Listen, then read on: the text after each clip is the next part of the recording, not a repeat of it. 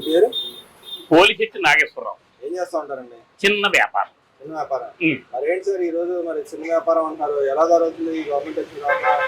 ఏంటి మీకన్నా జనాలు వచ్చి కొనుక్కోగలుగుతున్నారా, కొనుక్కోలేకపోతున్నారా, బాధపడుతున్నారా? వ్యాపారాలు కొంచెం తగ్గిన మాట నిజమే. కారణం ఏంటంటే వాళ్ళకి అవసరాలు లేకపోవచ్చు. రెండోది రూపాయలు కూడా కొంచెం టైట్ గానే ఉన్నాయి. ఎందుకని అంటారు? ఉంటాయండి, ఎఫెక్ట్లు ఉంటాయి. ఈ కరోనా దగ్గర నుంచి కొంచెం మాకు తేడా వచ్చింది. థియేటర్లో పడిపోయి దాని మీద బయటకు వచ్చే జనం లేరు. ఈ స్విగ్గీ, జొమాటో ఇటువంటి ఆర్డర్స్ ఎక్కువ వీళ్ళ కాడికి తెచ్చేసుకుంటున్నారు. ఎవడో ఇదిలోకి రావట్లేదు. ఇది ఒక కారణం. తర్వాత మా వ్యాపారాల్లో కూడా ప్రజలకు అవసరమైనవి కాదు, మేము చేసేది బెస్ట్ వ్యాపారాలు అని చెప్పి బాగా ప్రాబ్లం కూడా కొంచెం ఉంటుంది అందులో. అంటే ఇక్కడ మనం చూసుకుంటే వ్యాపారం రావాలంటే ప్రజల దగ్గర డబ్బులు ఉండాలి. ప్రజల దగ్గర డబ్బులు ఉండాలి కదా అండి, వాళ్ళకి అవసరాలు ఉండాలి. డబ్బులు అందరి దగ్గర ఉన్నాయి, ఎవరి దగ్గర లేరు. అందరి దగ్గర డబ్బులు ఉన్నాయి కానీ ఖర్చు చేయరు కదా, అవసరం ఉంటే ఖర్చు చేస్తారు. మరి ఇక్కడ అసలు పేద ప్రజలకు ఎవరికి డబ్బులు అందట్లేదు, నేను ఉన్నప్పుడే పథకాలు ఇచ్చాయని చెప్పి జగన్మోహన్ రెడ్డి గారు చెప్తారు. అవసరమైన వాళ్ళకి మెయిన్ అందరికీ కూడా ఏం ప్రాబ్లం లేదండి. లేకపోతే ప్రజలు తిరుగుబాటు చేస్తారు కదా. మీకు ఎవరైనా నాకు డబ్బులు రాలేదని ఎవరన్నా అడిగిన వాళ్ళు ఉన్నారా? లేదు, అందరికీ పడతాయి. కాకపోతే పద్ధతిగా ఉండాలి. అంటే దోచుకోన్నట్టుగానే ఉంది. ఏం దోసుకుని ఏం చేసుకుంటారండి, వాళ్ళకి ఏం డబ్బులు తక్కువ బోల్డ్ అని ఉన్నాయి. ఈ డబ్బులు వాళ్ళకి ఎందుకు?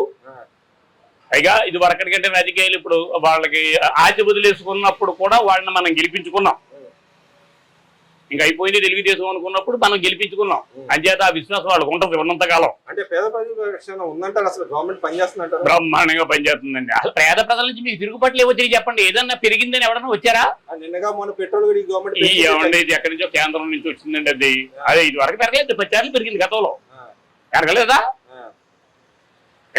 వైసీపీ ప్రభుత్వంలో కూడా 10 సార్లు పెరిగింది. రూపాయి ఎలాగా. మరి ఆ చెల్లెలు కూడా విమర్శిస్తుంది, నిజంగానే నీ గవర్నమెంట్ లో పెంచకుండా ఉన్నావా, ఇప్పుడు ఎందుకు గొడవ చేస్తున్నారు? అసలు ఎప్పుడు అప్పటికి తిరగలేదు. వాళ్ళు తిరుగుతారు, వాళ్ళకి ఏదో ఉనికి చెప్పుకోవాలి కదా నలుగురు, లేదా మర్చిపోతారు. అంటే నిజంగా మర్చిపోతారంటారా? ఖచ్చితంగా నువ్వు ఇప్పటికే మర్చిపోయారని కదా వాళ్ళ బాధ. ఎందుకండి? వాళ్ళు చేసింది ఏం కనపడలేదు ప్రజలకి. అదేండి, ఆయన బట్టలు నొక్కారంట. ఏమీ లేదు, బట్టలు నొక్కిందే ఎవరికో ఒకరికి చేయొచ్చు కానీ మొత్తం ప్రగతి ఆగిపోయింది, డెవలప్ లేదు. వాళ్ళు ఏదో చేస్తామని అనుకుంటారు, వాళ్ళు చేసింది మనకు కుదరదు. అంటే ఎవరి కోసం చేయాలంటారు ప్రగతి అనేది? ఫ్యూచర్, భవిష్యత్తు బాగుండాలి. రేపు పొద్దున్న మనకు బాగుందో అని ధైర్యం ఉండాలి. ఈ రోజుగా అలాగే వెళ్ళిపోద్ది, రేపు పరిస్థితి ఏంటి అది చూడాలంటే విజన్ ఉన్నవాడు ఉండాలి. అంటే ఆయనకి విజన్ లేదని చెప్పి అంటాడు. లేదు, 70 ఏళ్ళు ముసలి ఆయనకి ఏం పని ఉంది, రేపు పోయేవాడు ఆయనకి ఏం సంబంధం? వయసు ఏందో ఎవరు? ఇప్పుడు నువ్వు ఉంటావా, నేను ఉంటావు. సాయంత్రానికి ఒక్క దెబ్బ వడదెబ్బ కట్టిందంటే ఇద్దరం కిందే పడిపోయి గెలగలా.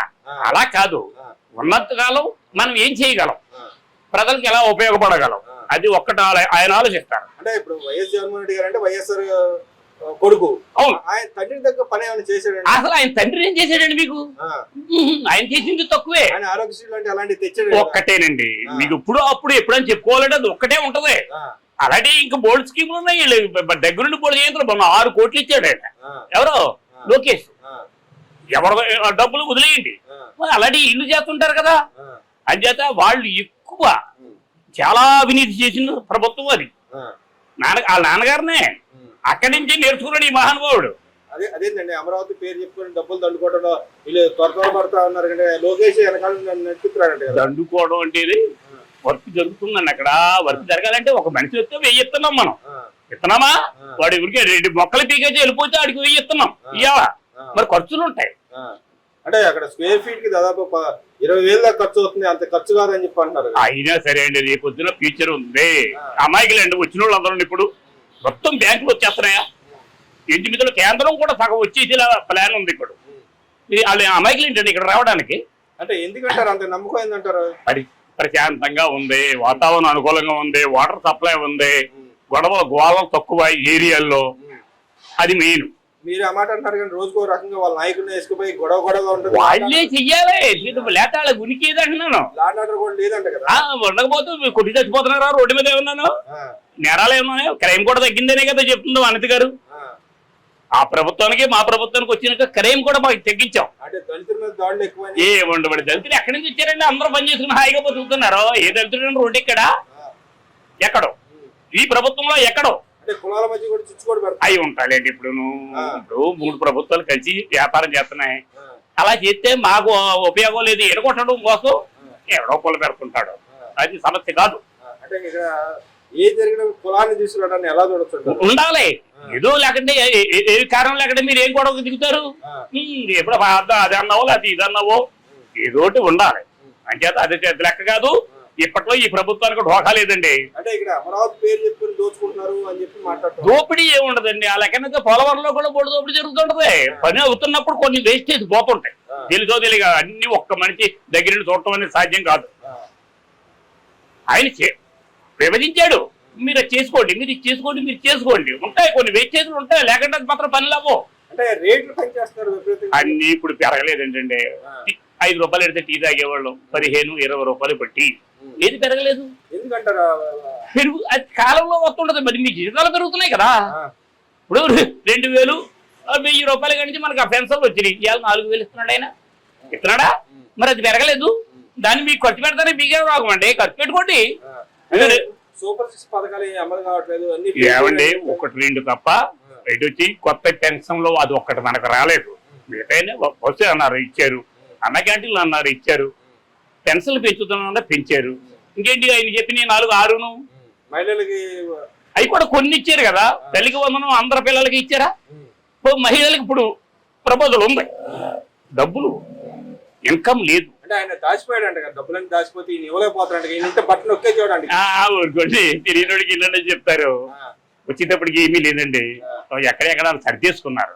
వాళ్ళు మాత్రం తెలివిగా సర్దేసుకున్నారు అండి. ఏ ఆధారాలు లేకుండా హాయిగా ఎవరికి కావాల్సింది వచ్చాడు సర్దుకున్నారు. అంటే ఈ గవర్నమెంట్ వచ్చే ముందు చాలా అపవాదులు వేసింది ఆ గవర్నమెంట్ మీద. మరి దీంట్లో దోచుకున్నా దాంట్లో దోచుకున్నా మరి బయటికి రాగలరా అంటారు? కష్టం అండి. వాళ్ళకి ఇంకా కొంచెం కొన్ని సీట్లు అయ్యి ఉన్నాయి. కేంద్ర ప్రభుత్వం ఏమీ చేయలేదు. ఎందుకని అంటారు? వాళ్ళకి కొంచెం వాళ్ళ సపోర్ట్ అవసరం అవుతుంది. అటు ఇటు అయినాను. అంటే చంద్రబాబు నాయుడు అరెస్ట్ అయితే ప్రజలతో బయటకు వచ్చి మాట్లాడారు. రేపు ఇలాంటి వాళ్ళని ఎందుకు ప్రోత్సహించాలి? కొన్ని వర్గాలు అంతా ఆలోచించారండి. ఆ మెయిన్ గా ఆ వర్గాలు ఆలోచించారు. వాళ్ళకంటే ఏదైనా నమ్మితే ఇంకా నమ్మకుండా పోవడమే ఆ దారిలో. ఇదేంటి అని ఆలోచించే వర్గాలు కాదు. అయ్యా వాళ్ళ బలం అవి ఎప్పుడు ఉంటాయి పోవు. అంటే గవర్నమెంట్ మంచి చేస్తే మంచి పక్కన ఉంటారంటారు, లేకపోతే చెడు చేస్తే చెడు పక్కన కూడా ఉంటారు. కొంతమంది అటు ఉంటారు, కొంతమంది ఇటు ఉంటారు. ఇప్పుడు ఇక్కడే తింటుంటారు చాలా మంది వచ్చి, వాళ్ళే తింటారు ఎక్కువ. మేము హిందూస్ ఉన్నామా, ఎప్పుడో మాకు ఆకలిస్తే వస్తాం. వాళ్ళు పొద్దున్నే ఇవిడి కొడు షాప్ తీకి ముందు వచ్చేది కూర్చుంటారు అక్కడ. ఎందుకంటే వాళ్ళకి వేరే ఇంకేమీ లేదు. తింటారంటావు, రాయేస్తారంటారు. ఆ దెబ్బలాంటిది కూడా వాళ్ళే. మరి ఈ రోజు ఇలాంటి పెట్టిన కూడా ఏదో ముస్తాడు వచ్చి భోజనం తింటాను ఎవరికి పనికి రావట్లేదని అంటుంటారండి. మీ ఎదురుకుండానే అయిపోయినాయా? అన్ని అయిపోయినాయి కదా. ఒకటి వాళ్ళకి కూడా తింటానికి ఇడ్లీలు ఉంచుకోరు. ఎవడన్నా ఆకలి వస్తే అవి కూడా నువ్వు తినవే, ఆయనకి ఇచ్చేక తర్వాత మనం తిందామనే టైపు. అంటే అన్నదానం కూడా అన్నదానం గొప్పదంటారు, రక్తదానం గొప్పదంటారు. అన్నదానం పెడతాం కూడా తప్పు అన్నట్టు మాట్లాడే వాళ్ళకి ఏం చెప్తారు మీరు? చెప్పుకునే వాళ్ళకి మనం ఏమీ చేయలేమండి. అది మనం యథార్థం మనకు ఉండిలోంచి రావాలి. ఏదైనాను అది అన్నదానం అంటే ఏ దానం అన్నా మంచిదే. విద్యాదానం గొప్పదే, వస్త్రదానము గొప్పదే, భూదానం గొప్పదే, భూదానము గొప్పదే. అన్ని దానాలు ఒక్కొక్కటి మనిషి బతకడానికి కావాల్సినట్లు మెయిన్ లో ఇది. ఎవరు ఇలా పెట్టినప్పుడు కూడా మేము తినే బతికాం కదా. అది ఇలా పెట్టడం వల్ల కొంత మాకు సేఫ్టీ. ఎందుకంటారు ఆ సేఫ్టీ? ఎందుకంటారు? ఇప్పుడు నేను హోటల్కి వెళ్ళి తినాలి. ఎంతమంది ఇప్పుడు వీళ్ళు పెట్టిన టిఫిన్ ఇలా 10 రూపాయలు ఇచ్చాం, 6 ఇడ్లీ ఇచ్చారు. ఆ బయటికి వెళ్తే 60 రూపాయలు అవుతుంది. మరి వాళ్ళు కూడా బతకాలి కదా. ఎవరు? హోటల్ కూడా బతకాలి. అందరికీ వీళ్ళు పెట్టరు కదా, అందరూ ఇందులోకి రారు. ఒక వర్గం వాళ్ళు మనం సేఫ్టీ. 50 రూపాయలు మరి నాకు మీకు పని చెప్పు, ఏదైనా చేసుకుంటాం, దాచుకుంటాం. మరి ఈ రోజు గవర్నమెంట్ తీసుకొస్తున్న పథకాలు గొప్పవి అంటారా, లేకపోతే సంక్షేమం ఒకటే గొప్పది అంటారా? అసలు సంక్షేమాలు పెట్టకూడదండి. అది వాళ్ళకి మంచిది కాదు. ప్రజల మాట వదిలేయండి, అలవాటు పడిపోతారు. అలవాటు పడిపోతే వాళ్ళకి అక్కడ డబ్బులు రావాలంటే కొన్ని ఏయో అవినీతి చేయాలి. లేదా ఎక్కడి నుంచి పెడతారు? వాళ్ళ డబ్బులు ఏమి ఎప్పుడు పెట్టేసి లేదు. ఒకవేళ ఎలా పెట్టినా అలా తీసేసుకుంటారు. అంటే ఈ గవర్నమెంట్ అలా వేస్తుందంట కదా. ఎలాగా? పథకాలు ఇచ్చి ఒక పక్కన దోచేసుకుంటుందంట కదా. దోచుకోవడం అనేది జరగదు. ఈ ప్రభుత్వంలో జరగదు. వీళ్ళకి అవసరం లేదండి. ట్యాక్సుల రూపాయలు కానీ ఇంకో రూపాయలు అవి ఉంటాయండి. మరి ఖర్చులండి, ఎన్ని జీతాలండి, ఎంతమంది నాయకులండి, ఎవడు పని చేస్తున్నాడండి ఇలా. మరి ఇక్కడ ఉన్న ఫోటోలు తప్పితే దీనికి పనికినట్టు ఫోటో పోజులకి వెళ్తున్నారంటగా ప్రతిరోజు. ఉంటాయండి, మరి కనపడాలని చెప్తున్నాడు కదా, ప్రజల్లో తిరగమంటున్నాడు ఆయన. మరి ప్రజల్లో తిరగాలంటే మరి మీరు ఎవరు వస్తుంటారు, వాళ్ళకు భోజనాలు ఇది చెప్పాలి. అది తప్పదు. అంటే ప్రచారం చేయడం తప్పు అన్నట్టుగా అంటారా? అని కాదు, ప్రజల్లో ఉండమని. ప్రజల్లో ఉండండి. ఎందుకంటే రేపు అలా చూసే కదా మీకు ఓట్లు వేశారు. మీరు ఎవరో వాళ్ళకి తెలియదు. మీరు తిరిగితే మీకు వాడు ఓట్లు పడతాయి. మరి గతంలో ఎలా ఉండేదండి? గతంలో అంత అదొక డుమ్మా ప్రభుత్వం అండి.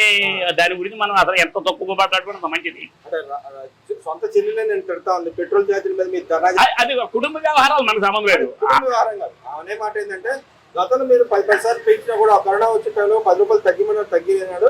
ఇప్పుడు వచ్చి మీరు ఎలా చేస్తారు ధర్నా అని చెప్పి అడుగుతా ఉంది కదా. లేదు అది అది పార్టీ గొడవలు తప్ప. మరి అప్పుడు ఒక పార్టీలో అధ్యక్షురాలు ఇక్కడ అన్న లేదు తమ్ముడు లేదండి. ఇంట్లోకి వెళ్తే భాయి భాయే. మన కోసం ఈ నాటకాలన్నీ. అన్న చెల్లెలు విడిపోరు, అమ్మ కొడుకు విడిపోరు. వాళ్ళ చేతులు పెట్టి నెత్తి మీద పోకూడదు చూసుకోవట్లేదు మనం. బయటకు వచ్చి డ్రామాలను నన్నుగా చూడండి, మా అన్నగా చూడండి. అంటే ఆ రాజకీయాలు పనిచేస్తాయి. పని చేసినది ఏ పని అలా పొట్టలు వెళ్ళిపోతున్నాయండి. కాలం గడిచిపోయిందా? 3 ఏళ్ళు అయిపోయింది. ఎప్పుడేను మొదలుగా పాలించిన పక్కకి వెళ్ళిపోయి ఇంకో 2 ఏళ్ళు మళ్ళీ ఎన్నికలు. ఎవడు రాజో ఎవడు మంత్రో. రాబోయే రోజుల్లో లోకల్ బాడీ ఎన్నికలు కూడా రాబోతున్నాయి. మరి ఎలా ఉందంటారు విజయవాడ పరిస్థితుల్లో? ఏందంటారు? ఒకటి లెక్కండి, ఓ 40% వరకు అది వాళ్ళు ఎలాగే వేయరు. రెండోది 10-15% ఈ ముస్లింస్ వీళ్ళు కూడా మనకి వేయరు. వీళ్ళంతా ఒక సర్కిల్ వేరే. దానికోసమే కదండి వీళ్ళు పాపం ఇన్ని యాతనలు పడేది. వీళ్ళు ఖాళీగా కూర్చుంటారు. ఇది కొంచెం డెవలప్ చేసుకోవాలని. అంటే మరి ఇక్కడ రాబోయే రోజుల్లో నేను పాదయాత్ర చేసి వస్తానని చెప్పి ఆయన చెబుతా ఉన్నాడు, గెలుస్తా అని చెప్తున్నాడు. మరి ఈ గవర్నమెంట్ మేము సంక్షేమ అభివృద్ధి చేస్తాం ఈ 3 ఏళ్ళలో కూడా చేసి అప్పుడు ఓట్లు అడుగుతా అంటారు. ఎవరు ఓట్లు వేసే అవకాశం ఎక్కువ ఉందంటారు? నాకు తెలిసి ఈ ప్రభుత్వాన్ని ఎవడో వదులుకోడు తెలుసున్నవాడు. కాకపోతే ఆ ఓట్లు మాత్రం వేయరు, చచ్చినా వేయరు. అంటే అభివృద్ధి ఆయనకి లబ్ధి చేకూరితే వేస్తారు కదా కొంతమంది. ఇక అభివృద్ధి సమస్య ఆలోచించకూడదు కదండి. ఇది ఒక వరకం. నాకు 40% మార్పు రాదంటారు. రాదు, అది రాదు. ఎందుకని అంటారు? నరనరాల్లో జీర్ణించుకుపోయి ఎడుతున్నారండి వీళ్ళు. కుళ్ళు కుతంత్రాలు అంతే. నా నాయకుడు ఆడే. అది మంచి చేసిన ఒకటే, చెడ్డ చేసిన ఓకే. అంటే గతంలో కూడా చూసాను నరికేసి చంపుకున్నారు, సొంత కార్యకర్తలు చంపుకున్నారు కదా. ఈ గవర్నమెంట్ మీద నడతా ఉన్నారు, ఇప్పుడు కూడా నడతా ఉన్నారు కదా. ఉంటాయండి, ఎన్నిలా జరుగుతూ ఉంటాయి. న్యాయం చట్టం ఎందుకు ఉన్నాయి? ఈ లేకపోతే అవన్నీ ఎందుకు మళ్ళీ తీసేయాలి. లాండాడు కూడా ఉంటలేదని గబ్బులు పెడతా ఉన్నారు. ఇప్పుడు ఏమండి ఎవడో ఒకడు అల్లరి చేస్తా ఉంటాడండి. ఏం చేయగలం? ఎవరికి ఉంటాడు? ఒకడు పిచ్చినా కూడా ఉంటాడు. ఆ రోడ్డు మీద కూర్చోడు, ఇష్టం వచ్చినట్టు చేస్తుంటాడు. ఆయన ఎవడు కంట్రోల్ చేస్తాడు?